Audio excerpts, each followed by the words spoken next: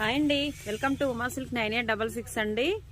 ఈరోజు అయితే లైవ్ వచ్చేసి అయితే 1:30కి అయితే నేను లైవ్ పెడతాను. 1 to 1:30 లోపు అయితే లైవ్ అయితే పెడతానండి.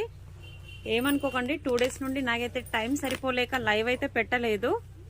మిస్టేక్లో నేనైతే లైవ్ పెట్టలేదు. ఈరోజు అయితే 1 to 1:30 లోపు అయితే కంపల్సరీ లైవ్ అయితే ఉంటుందండి.